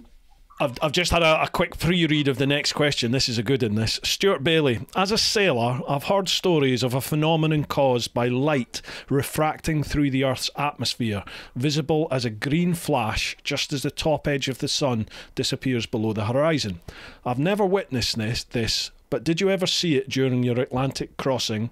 And how many stars would you see at night? Well, we covered the last bit. But yeah, phenomenon. What sort of sights? Have you seen this green flash? We never saw that. The green flash is something that I hadn't heard about during the row, so I don't think. And then actually, subsequently, I stayed on in Antigua and then sailed back. And the guys I was sailing with, they were every night they were looking out like, oh, are we gonna get a flash? And I was like, what are you talking about? And it is. We saw it once. But we didn't see it during the row. I mean, if we did, we weren't really looking for it, so we didn't notice it. But the biggest phenomenon, it wasn't natural, but it was this middle of the night. Actually, maybe not the middle of the night. Maybe it was dark, but all three of us were still up, and there was this. You'd often look for shooting stars and satellites and like that. And there was this on 2 occasions, and later I found out what it was. It was this string of hundreds of satellites just following each other. Wow. Quite low level, just like what looked like extremely close together, just a completely straight line dotted right across the sky. And it lasted for like 30 seconds, like they were chasing one another, and then it disappeared. And apparently it's Tesla. It's Tesla. I can't remember what it's called, but it's quite... Their GPS. I'm certain it's found out exactly what it is, actually. But yeah. Is there a story there? Is there a story? Are we missing something? No, it's not going to be talking about. Just Jamie making claims, but right. Last one of the Patreon questions. Chris Murphy, question for you all. In a world where negativity seems more popular than positivity, what would you try to do to change it? What to do to change it? Wow. Yeah. For us, like, you know, when you're in that environment, and we had a really interesting kind of briefing on this before we left. There was a race well-being officer, Kelderwood, who's an amazing lady, and she gave us a briefing on the importance of having a positive outlook in that kind of environment, because it's so easy if you're out there and you've got salt sores building up, and you know you're tired, and you know the person that you're rowing with is annoying you, whatever. You know, it's so easy to just see negatives, and if you're looking for that, then it can really affect you. And some people, unfortunately, you know, really don't enjoy the experience of rowing across an ocean and have a really horrible time at sea. For us, it was different. We took that on board and really tried to look for positives the whole time, and it made a huge difference for us. And it's something that I definitely try and do more now. And I know it's sometimes kind of hard, but you know, it made a huge difference to our outlook. And because we had a positive outlook, we were enjoying it a lot more. And because we were enjoying it, I think we rowed faster and we did better. And you know, we look back on the experience really fondly.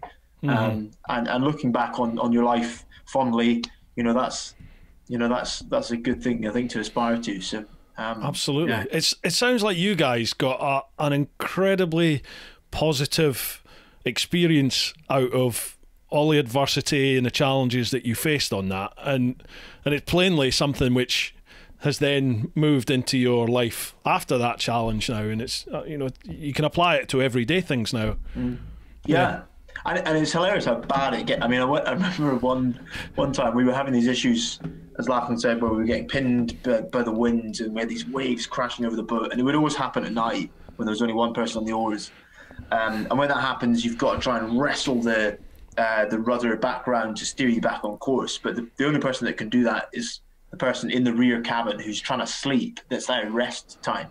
So the person on the oar is obviously getting smashed by the weather and these huge waves crashing over the boat. They're yelling through the cabin like, "To port, to port!" And you're rudely awakened in this weird environment.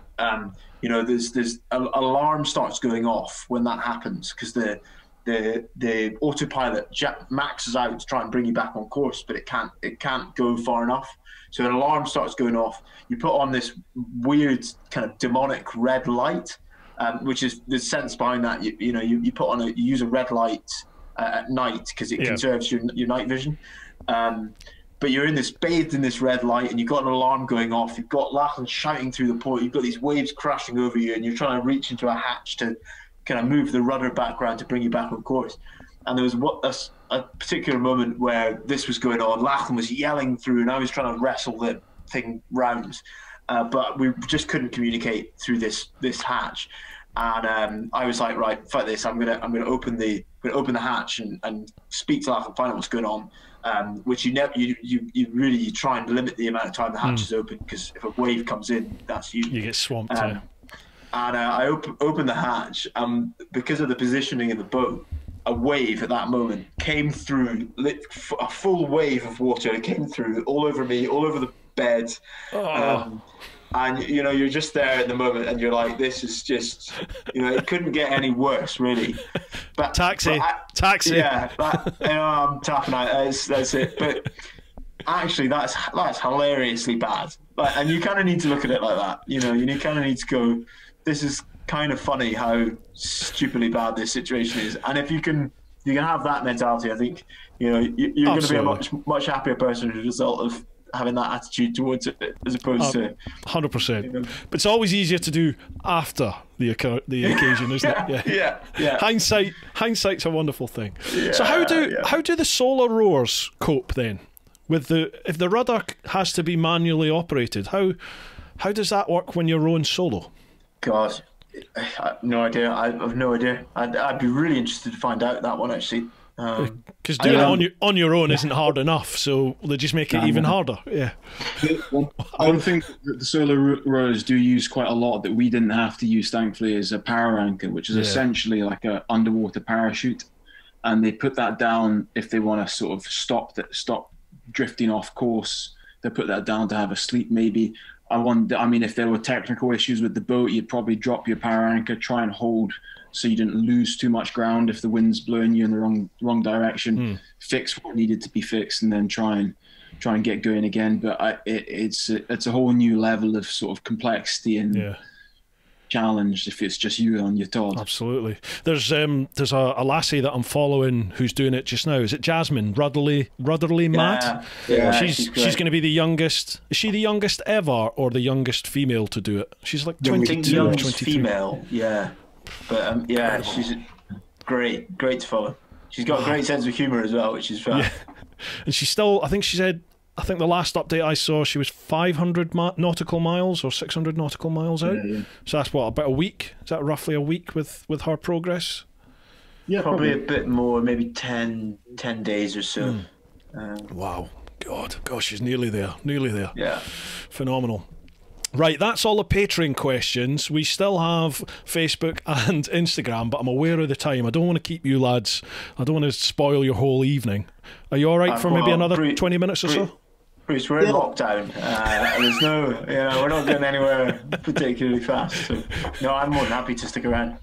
Awesome. Well, if you need to shoot, just let me know, and we'll draw a conclusion to it. But if you're happy to carry on. I think I'm meeting in 15-20 minutes, but cool. I'm good. There's birthday pancakes being made. Oh, is that your birthday? No, it's the people that I'm staying with. Don't worry, well, at the moment. Happy birthday to you people. Right, so we'll fire across onto the TeapotOne Facebook page, just facebook.com/TeapotOne. I'll put all your lads' links for the Maclean Brothers and anything else that you want linked. I'll put that in the podcast notes, and in the when you watch the vid, it'll be in the description for that as well. So no problem at all. We'll put your charity links there as well if you want, and folks, if you want to donate, the links will be there. Scott Charlton. Any scary moments with nature whilst at sea? Whales or sharks or anything? Well, we kind of covered the sharks bit, but anything else happen? The one thing that that someone had told us about, and it actually became a sort of worry for us all, was death by flying fish. Now there are flying fish everywhere. Like, it's no joke. There's like flocks of birds popping up left, right, and centre. But at night, they're kind of a bit of a pest because they land on the deck and they get a bit minging, or they're thundering into the cabin. But you would occasionally get the occasional one that would ping you in the back. And if one of those, they're going some speed. It can be quite big as well. Honestly, they can be like this size. It's like a mackerel hitting you in the face. Yeah, genuinely like a big mackerel going at about 50 miles an hour, like a bullet. So, it would be some way to go. If it hit you in the temple, can you imagine? If you rode across the Atlantic, got halfway, and then get taken out by a flying fish. Again, what a story. Wow. You will be that guy. Scott's got another part. He says, clearly by the photo with the yellow bucket, at least one of you succumbed to seasickness. How did you overcome that, as being on the open ocean you have no respite? Well, we kind of covered seasickness, but there's a story with the yellow bucket. I noticed it. I think it was in the video that I posted with this. Was it you, Jamie, washing your hair in the shit bucket? I have tried to clear this up time and time again, and it's not coming back to haunt me. That we had 2 yellow buckets, Bruce. That's a good idea to have 2 yellow buckets. Shit bucket. One was the shit bucket, and one was the general cleaning bucket. And I just wanted to spruce myself a bit for the arrival in Antigua. Didn't have any. We forgot to bring shampoo, and we brought some sea soap that wasn't very good for the hair. So all we had was shit in a bucket. All right. And it actually worked a treat. Kept the hair squeaky clean for weeks. The other two, just little smiles on their faces. Yeah. You know what bucket it was. I took the opportunity to make a mockery of them. Obviously, there was indeed actually two buckets, but we didn't want to let anyone following us know that. I saw the opportunity that Jim was washing his hair and what looked like it. Yeah, I mean, we'll not delve too deep into this, but basically 3 lads on a boat. There is no ensuite accommodation, is there? It's literally in the bucket over the side, job done, as they say. Yeah, so there's no room for modesty or anything like that on a trip like that. There's not. Cool. Blimey. Great. Yeah, you pick your moments. And we tried to make it, because obviously when you're rowing, usually your back's facing the direction you're going. So we're just the kind of bow position. Would usually be the one that would kind of let up that space for the person that needed to go, and then at least you'd probably smell what was going on, but you wouldn't see it. That'll do for that. Yeah, that'll do. What other ones we got here? What we tend to find now is we tend to get a lot of duplicate questions. Paul Webb, he said, what are you most irritated by in terms of bad habits of the other? Worst argument and best memory? Well, we covered that. Brian Tucker, what drove you to do it? Well, we covered that right at the start, didn't we? I think there's a lot of duplicate questions there. We'll move across onto Instagram. What do we have here? Speed Deluxe. If you haven't watched Losing Sight of Shore, you should look it up. I watched that the other night. Phenomenal, isn't it? Really good. So good. Yeah. Anyone that doesn't know anything about it, get on. I watched it on Amazon. It might be on Netflix as well, but certainly on Amazon. It's called Losing Sight of Shore. It was a squad of 6 ladies. 4. Yeah. There was 6 in the team, though, wasn't there? In total? Oh, yeah, sorry. Of course, yeah. What they did is they rode from, was it San Diego to Hawaii, and then one of the crew had to go. Another person joined. Then they rode to... Was it the Galapagos? The Galapagos, I think. Somewhere like that, yeah. And then another one had to go, and somebody else joined. And then from there, they rode to Australia, wasn't it? Yeah, to Cairns. 9,000 miles? I think it was something like that. Yeah, 9.5 months they were at sea for. Phenomenal film. Really is good. But anyway, question for you lads: Did you bulk up before the trip, and how much weight did you lose? Well, we know you went for the really lean option at the start, but I take it you must have lost a fair bit of weight on the trip. Yeah. So I was, I think I started at 85 kilos. And when we got in, I was 77. Okay. So I lost whatever that is, 8 kilos. 8 kilos. Ewan, you were 68 and came in at 62. I think you lost 6 kilos. Yeah, something like that. Yeah. Then Bruce, Jamie. Now it's a bit of a mystery, to be honest. Although we were supposedly eating the same food. Yeah, and supposedly doing the same rowing shift. You put on weight. Jamie miraculously only lost 1 kilo. Seriously. So we've got there's kind of like a couple of other bits of information you should know about. Jamie was in charge of our food, but he was also in charge of our snacks. Right. Actually, Ewan and I, we didn't actually know where the snacks were until about 10 days. That's not true. That is absolutely true. Absolutely true. So I mean that is all the information you need. I'll let you come to your own. Like the Murphys, they're not bitter at all, Jamie, are they? They're not bitter. I'm just far more efficient at digesting food than the clearly far more efficient. I refueled more efficiently, and I had better rowing technique, it would appear. That's your story, and you are sticking to it. I was just saying before, lads, that once we go through the first lot of questions on Patreon, tend to find that there's a lot of repeated questions on the other social platforms. So most of the ones on Facebook we've already covered, and looking through Instagram, same. I think we've covered a lot of them. Oh, there's Lisa from the Bro and the Brave podcast saying that she's already chatted with you guys, hasn't she? Yeah, it's lovely, Lisa. There we go. RDE Wood.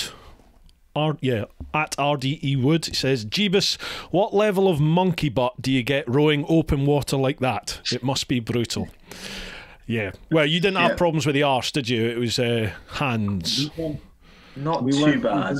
Yeah, we weren't too bad. We managed to, and our seating arrangement was horrendous. Like, we just didn't. That actually, going back to one of the previous questions, like, what would you change if you had to change something? I would change our seats. They were shite. They were like, I mean, some teams forked out. You can get these like custom seats that are on special rollers, and they've got like a special foam netting that water drains through and sweat evaporates from. But they keep their form, and they it's really good for your arse. Lets it breathe. Yeah. We didn't go down that route. We went down the budget route of a £5 camping mat chopped into 6 squares with a cut out for the 2 cheekbones. Yeah, and they just like disintegrated pretty early days. So we ended up having like 1 or 2 decent seats that we would pass and change over, and it was a bit surprisingly like our backsides weren't too bad. I think that was just a case of you've got to be like strict with yourself about every single time you finish a shift, you clean off, you wipe down with a baby wipe, a bit of fresh water, just because you see the horror stories of like these huge salt sores that just make every living moment of it's so much about maintenance. I think being smaller as well, we didn't have this quite as much weight going through our arse bones, which I think for big guys, luckily we don't have particularly hairy arses as well, but I think that can be a bit of a problem. That Damien, the Irish chap on the Deep Roots podcast. I mean, he's a big. Hang on, I'm sorry, I'm not suggesting that Damien's got a hairy arse at all. But. Well, I think you can see the picture he posted up of it. It is quite hairy, but I mean, he's a big hulking guy, and he's a big old rugby player, and he. Where he didn't take care of his arse, and he got massive salt sores. I mean, it's just torture. Right, we're on the last 2 questions. Are you okay with that? Yeah, I'm good with that. Beautiful. Right, the original Akko. Who has the smelliest feet? Who snores the loudest? And you have to go with. There we go. This is the one you're talking about. And you've got to go out with one of your brother's exes. Who would it be? So smelliest feet, snores the loudest, and who's ex? we know each other well enough now, so we'll get into the meaty questions. Feet is definitely Ewan. Ewan's weak trophy. You've seen the photo. It's horrendous. They're bad for a time. I will take snoring bad. 100%. I'm the worst snorer. Lachlan, not just. It's mental how much he snores. And then ex-girlfriends, bloody hell. Well, so I don't know if there's a particularly long list for any of us to choose from. You can have your pass if you want. You can say, right, we're not answering that one. I don't know if I'd be able to name one of the exes. Maybe from like primary school, but that'd be a bit weird. Yeah, that would be a little bit weird. That'd be odd. Now then. Remember that 12-year-old's last that you were going out with? Proper fit. Yeah. Probably one of yours, Ian. Well, I think it'd have to be like that. I don't know if we have I think we're going to draw a discreet veil over that last one now. Right, last question. SJC67. How long did it take for those... Oh, back to your hands. How long did it take for your hands to heal? I think they tell the story of the brutality of what you've just put yourselves through. But you're saying that you heal quite quick, eh? They do, yeah. So one thing that that we were told before we left, which is on the topic of hands. The blisters do heal quite quick. The thing that doesn't heal quick, which a lot of rowers really suffer from, is a thing called claw hands, and it's when you're rowing, you're clenching your fists the whole time, and if you hold that position and you're you're doing like 1.5 million strokes over the entire course of crossing an ocean. So it's a huge number of repetitions, and so many people come back after rowing an ocean like this, and they can't for about 6 months, up to a year sometimes. They can't. They're really sore in the mornings, especially, and they have to kind of prise them open. And we all we love music. We play instruments. So that was an obsession for us, that we wouldn't get that. And the way to avoid it is with every stroke to push out and to wriggle your fingers and kind of stretch them out a bit, and then kind of come back. So you just get into a weird routine of your oar stroke kind of gets a bit more. It's like you're playing the piano, basically. It's like jazz hands every row. Yeah, and it really does make a difference. So we arrived back and our hands were intact, which was good. I can't sit on an erg now without doing that. I always play the piano, even if I'm just sitting on in the gym. It probably looks very bizarre. Yeah, but you can sit there and just go, I've rowed the Atlantic. Yeah, I don't care what you think. Phenomenal. Gents, that's us done, all the questions. I appreciate the time, and I know you've got your scran waiting for you. Before we wrap up, this is your opportunity. If you want to plug your whiskies, if you want to plug anything, projects that you've got, shout outs to anybody, fill your boots. Yeah. Sure, Bass. Well, I guess I'll kick off. Absolutely, we've still got the Virgin Money Giving page open for the two charities, and we'd love to. Unfortunately, we didn't manage to do all the fundraising events that we're hoping to do, so we're still trying to hit that target. So we'd be thrilled if anyone was to feel like they could donate. That'd be amazing. Again, I'll put the links down below, folks. So great, head on there. And then just social media. So the Maclean Brothers on Instagram and Facebook. We've got lots of adventures, ranging from whiskey, selling whiskey for charity, to probably a bit more rowing, to we've got lots of kind of projects and more adventures to come. So if you want to check it out, then please give us a follow. That'd be amazing. Awesome. I was going to ask, is that the end of the rowing, or is there more to come? So. It's one of those things. It's one of those things that, as time passes, you look back on it more and more so with rose-tinted glass. So I'm sure there'll come a time when we all think it's a good idea to get back in a boat. It might be sooner than we expect. Who knows? Have you seen that around the UK row? They do. Yeah. Wow, I think that's 2,000 miles, isn't it, or 3,000, right round? Two and a half at least. Yeah, that's a tough road because it's so unpredictable. You know, the particularly coming around, you know, the west coast of Scotland, you've got some of the strongest tidal currents in the world. You know, it's really, really if you don't get your timings right, really, I mean, weather routing would be absolutely critical for doing that kind of thing. But yeah, I know we'll see. So we see you on that one then. Different kettle of fish, because, you know, like, it'd be a different form of torture, because there's something nice about, you know, being out in the middle of the Atlantic. There's something, like, you know, pretty epic, but being just like 50 meters off land, but not being able to go on land. I can almost see the chippy, but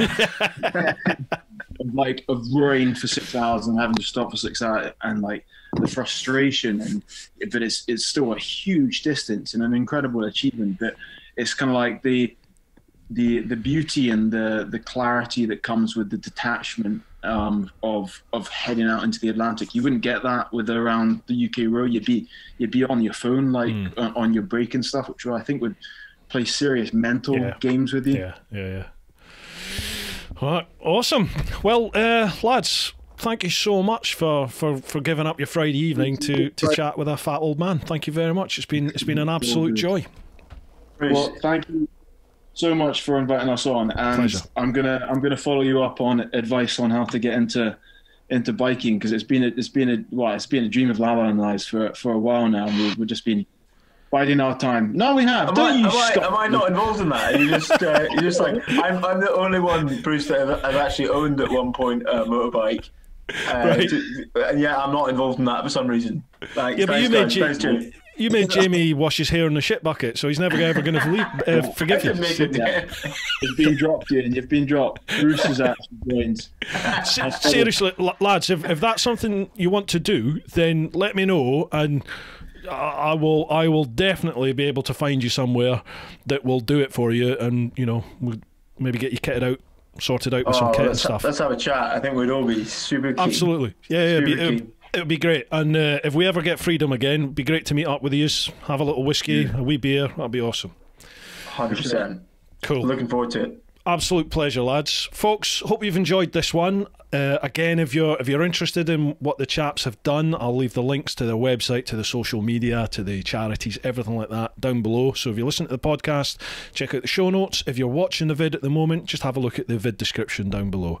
Give them a follow, give them some support, and if you can spare a bit of wonga, send it their charities ways, and let's get them to that magical 250 grand mark. They're not far from it. Right, folks, that is us, I think. We are almost through this. I can taste it in the air. I promise you, we are nearly through to the promised land. Keep on doing your thing. Look after those that you love whenever you can. Get on out there and live your life. Woo-ha! Boys, thank you very much. I really do appreciate that.